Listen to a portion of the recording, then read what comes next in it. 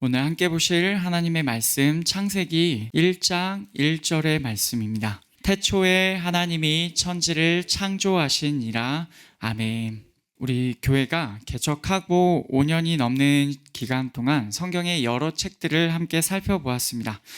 돌아보면 이렇습니다. 히브리서, 출애굽기, 누가복음, 사사기, 고린도전서까지 살펴보았죠. 히브리서에서는 우리의 믿음을 살펴보았습니다. 그리고 출애굽기에서는 하나님의 구원과 교회가 어떻게 형성되는지를 우리가 함께 보았죠. 누가복음에서는 복음이 무엇인지, 예수께서 직접 말씀하신 복음이 무엇인지를 생각해 보았고, 사사기 말씀에서는 그 복음이 이 땅에 주어져 있음에도 여전히 이 땅의 현실이 어떠한지를 우리가 발견하였습니다. 고린도전서에서는 이 땅만 문제가 아니라 교회 안에도 문제가 있다는 것을 우리가 살펴보았고, 그 이후에 잠시 하나님 나라를 우리가 생각해 보았습니다. 이제 우리는 창세기를 살펴보려고 합니다. 창세기는 성경의 시작이고 모든 것의 시작이 담겨 있는 책입니다. 히브리어로 그 책의 이름은 시작 안에라는 뜻이에요. 지금 주일 오후 예배에서는 우리가 요한계시록을 보면서 이 땅의 끝에 관하여서 말씀을 듣고 있죠. 그와 동시에 주일 예배 때는 모든 것의 시작에서부터 다시 우리의 신앙을 점검해 보려고 합니다. 함께 새롭게 시작하는 이 여정에서 하나님의 은혜가 우리 가운데 풍성하게 넘치기를 간절히 소원합니다. 오늘 말씀 본문은 아주 짧은 구절이고 누구나 한 번은 들어봤을 구절입니다. 심지어 교회 다니지 않으시는 분들도 이 말씀은 한 번쯤은 들어서 다 알고 계실 만한 내용이에요. 이 내용을 통하여서 창세기 말씀으로 들어가는 우리의 전제, 우리의 기본적인 생각을 점검해 보려고 합니다. 우리 함께 이 말씀을 다시 한번 읽겠습니다. 창세기 1장 1절 같이 읽겠습니다. 태초에 하나님이 천지를 창조하시니라. 아멘. 태초라는 표현은 시작 안에라는 표현입니다. 시작에라는 뜻이에요. 모든 것의 시작에 하나님께서는 하늘과 땅을 창조하셨습니다. 이 말씀은 창세기의 시작이자 성경의 시작이에요. 그런데 놀랍게도 이것은 선언입니다. 여기에는 우리에게 증명을 하려고 하거나 그런 비슷한 시도를 하려고 할 의도가 전혀 없습니다. 단지 선포할 뿐이에요. 태초에 하나님께서 천지를 창조하셨다. 게다가 그 천지를 창조하신 구체적인 방식도 제시하지 않고 있습니다. 물론 그 뒤에 나오기는 하지만 그 자세한 과정까지 성경에서 말하고 있지는 않아요. 그러다 보니까 어떤 사람들에게는 의문만 남겨줄 뿐입니다. 상당히 덜 친절해 보이는 방식으로 우리에게 창세기는 선포합니다. 태초에 하나님이 천지를 창조하셨다. 그러나 좀 더 깊이 우리가 이것을 생각해 보면 이것이 바로 하나님의 의도라고 생각이 듭니다. 하나님께서는 다른 방식으로도 말씀하실 수 있는 내용을 일부러 이렇게 표현하게 하신 겁니다. 왜 그러셨을까요? 바로 이 단계에서부터 우리가 넘어가야 되기 때문입니다. 태초에 하나님께서 천지를 창조하셨다. 이 선언에서 우리가 세상 사람들처럼 걸려 넘어지지 않고 이 선언을 믿음으로 넘어가기를 원하셨기 때문입니다. 우리는 이 말씀을 깊이 들여다보면서 우리 스스로에게 진지하게 질문을 던져 보아야 합니다. 하나님의 의도대로 우리가 성경의 시작에 관한 이 말씀을 읽고 있는가? 하나하나 그 안에 담긴 내용을 자세히 보겠습니다. 이 말씀은 처음 단어 태초에로 시작합니다. 시작 안에 시작에라는 뜻입니다. 태초 혹은 시작이라는 표현에서 우리는 그 시작을 있게 하신 존재를 생각해 보아야 합니다. 모든 것이 시작할 때 그 존재도 함께 시작하게 되신 것이 아닙니다. 오히려 그 존재, 절대자께서 그 모든 것을 시작하게 하시는 것이라고 오늘 말씀에서는 선언해요. 그리고 그분은 어떤 분이시냐면 하나님이십니다. 하나님께서 모든 것을 시작하게 하신 절대자이시라는 것이죠. 그 하나님의 존재를, 그 하나님의 살아계심을 여러분 믿으십니까? 그리고 이 하나님께서 모든 것을 시작하게 하신 절대자이심을 여러분 믿으십니까? 또한 시작이라는 표현에서 우리가 알 수 있는 것은 모든 것을 있게 하신 하나님께서 어떤 의도를 가지고 일을 시작하셨다는 거예요. 시작이 있으면 굳이 그것을 시작이라고 명명한다면 끝도 있다는 것을 전제하고 있어요. 그렇게 보면 이 모든 것은요, 만물은 의미 없이 우연히 이루어진 것이 아니라는 것을 전제합니다. 분명히 목적을 가지고 이 모든 것이 시작되었고 목적을 가지고 끝을 향해 지금도 진행되고 있습니다. 우리를 포함하는 이 모든 것 안에 하나님의 목적이 있음을 여러분 믿으십니까? 혹은 하나님의 목적대로 우리와 이 모든 것이 존재하고 있다는 것을 여러분 믿으십니까? 다음으로 천지라는 표현을 생각해 보겠습니다. 천지는 하늘과 땅을 의미합니다. 이것들은 우리가 존재할 수 있는 모든 환경을 의미해요. 지금도 우리가 이것들 덕분에 살아갑니다. 하늘과 땅이죠. 하나님께서 우리가 살아갈 수 있는 이 모든 환경을 허락해 주신 것을 믿으십니까? 그리고 이 모든 것들에 하나님께 감사하십니까? 그래서 이렇게 고백하실 수 있는지를 여러분 한번 생각해 보시기를 원합니다. 이 모든 것들, 하나님께서 허락하신 이 모든 것들 덕분에 제가 살아갈 수 있습니다. 다음 마지막 표현은 창조하신 이라입니다. 창조라는 표현에서 우리가 알 수 있는 것은 절대자인 그분께는 능력이 있다는 것입니다. 그분께서는 모든 것을 아무것도 없는 무에서 유로 창조하실 수 있는 분이십니다. 이것을 뒤집어서 생각해 본다면 그분께서는 모든 것을 파괴하고 죽이실 수도 있다는 것이죠. 그분은 능력이 있으신 두려운 하나님이십니다. 우리는 하나님의 이 창조를 믿으십니까? 그리고 모든 것을 창조하신 하나님께서 모든 것을 죽이실 수도 있는 권능을 가지신다라는 사실을 여러분 믿으십니까? 오늘 말씀은 깊이 따져보면 이 많은 것들을 우리에게 질문하고 있어요. 우리가 이 모든 사실을 믿음으로 받아들이고 있는가? 그리고 이 질문에 우리가 무엇이라고 대답할 것인가? 여러분 뭐라고 대답하시겠습니까? 이것에 관한 답이 우리의 믿음의 상태를 잘 보여준다고 하겠습니다. 혹시라도 체면 때문에 사람들 앞에서 속이지 말고 하나님 앞에서 정직하게 답해 보시기를 원합니다. 왜냐하면 이런 정직하지 못함 때문에 내가 믿음이 있다고 속고 살다가 구원받지 못할 수 있기 때문에 그러합니다. 믿음은 하나님 앞에서 평가받습니다. 사람들 앞에서 평가받지 않아요. 하나님, 절대자이신 하나님 앞에 섰을 때 내가 그 앞에서 과연 나의 믿음이 하나님께서 보시기에 정말로 인정받을 만한 믿음인지, 성경에 기반한 믿음인지를 여러분 정확하게 돌아보시기를 원합니다. 창세기 1장 1절에 이 내용을 가지고 우리에게 던지는 질문은 우리를 더 넓은 쪽으로 이끕니다. 우리가 하나님을 어떻게 알 수 있는가? 여러분 이 질문을 던져보신 적이 있으시죠? 그 답은 바로 성경을 통해서 안다는 거예요.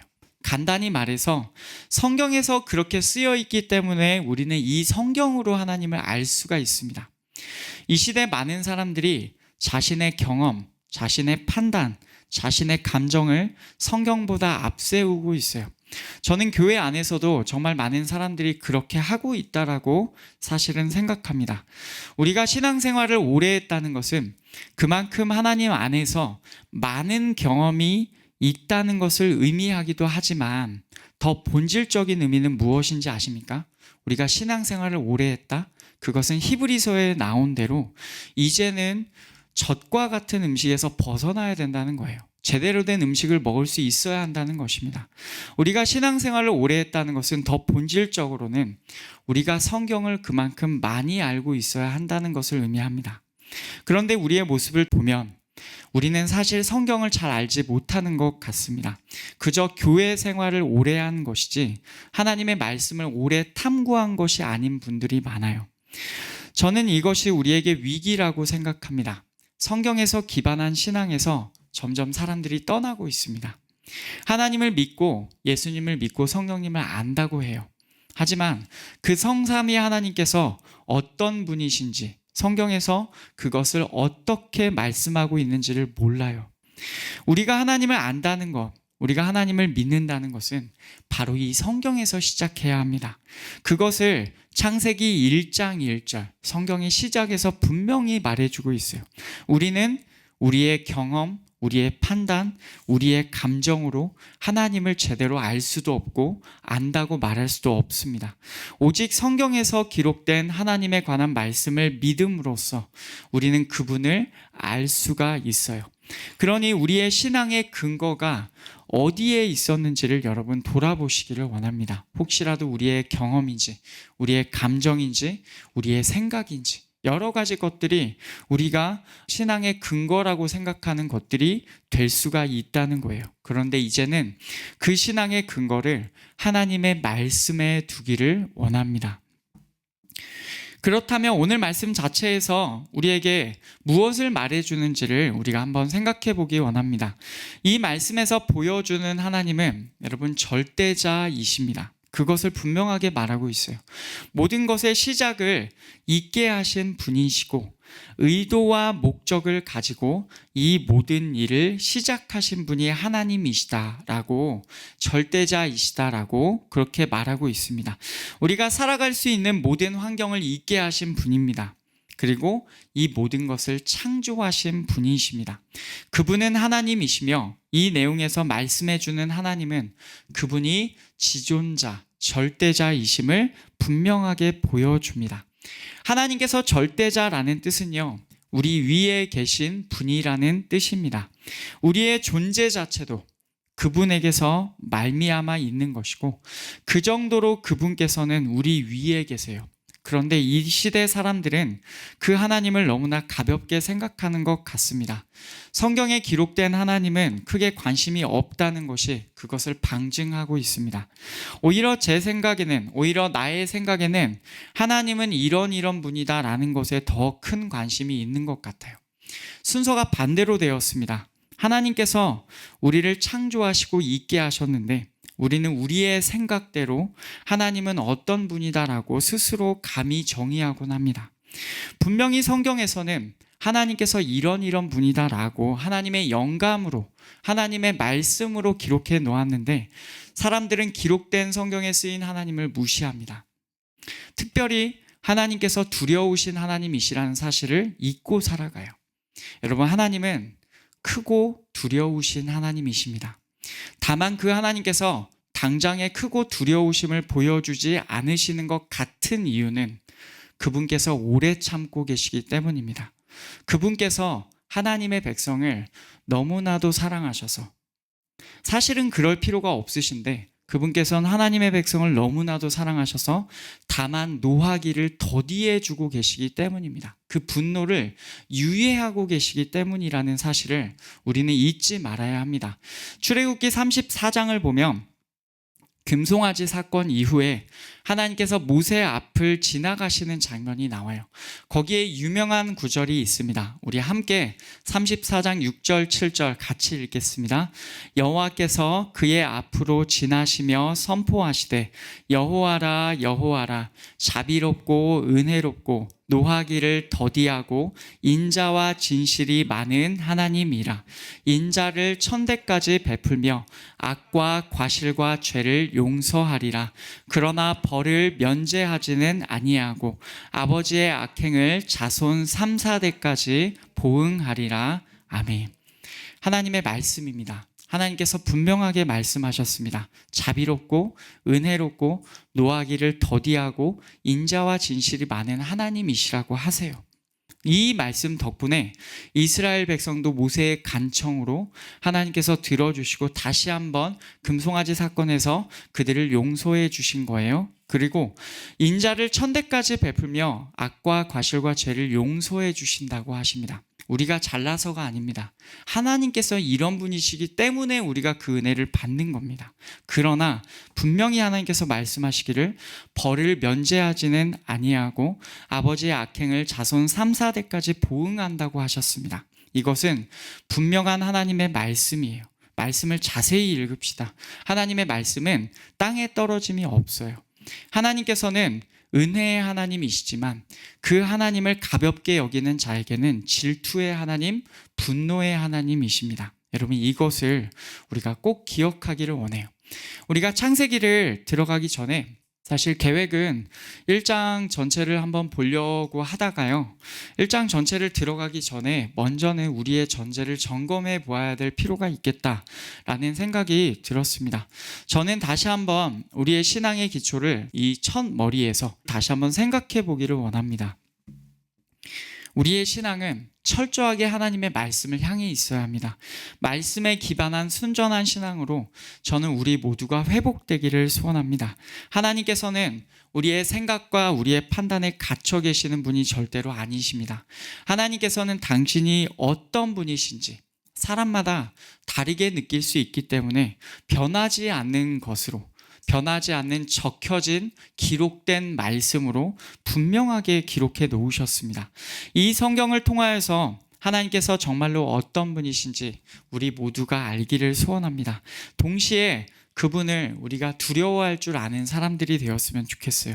시대가 갈수록 교만의 끝을 달리고 있는 시대가 되고 있지만 우리는 끝까지 하나님을 두려워하는 자로 남기를 간절히 소원합니다. 그렇게 되는 저와 여러분들 되시기를 간절히 원합니다. 말씀을 맺겠습니다. 오늘 말씀은 성경의 시작에 해당되는 말씀인데 이 짧은 구절은 오히려 우리의 시작에 질문을 던지고 있습니다. 우리는 성경에 기초하여 신앙생활을 합니까? 우리는 하나님을 압니까? 우리는 하나님을 두려워하고 있습니까? 우리를 이 땅에 있게 하신 절대자 하나님 앞에 엎드리면서 초심으로 돌아가는 우리가 되기를 원합니다. 그렇게 겸손하게 하나님, 제가 다시금 주님께로 돌아갑니다. 이제까지 제가 연약하고 잘못되게 살았을지라도 하나님 이렇게 우둔한 저를 불쌍히 여겨주시고 하나님 이 시간 다시 한번 주님께로 돌아가기 원하오니 저를 받아주시고 제 길을 찾을 수 있도록 도와주십시오. 이렇게 고백하는 자들에게 그 고백대로 하나님께서, 우리를 사랑하시는 하나님께서 우리의 길을 찾도록 도와주실 것이라 그렇게 믿습니다.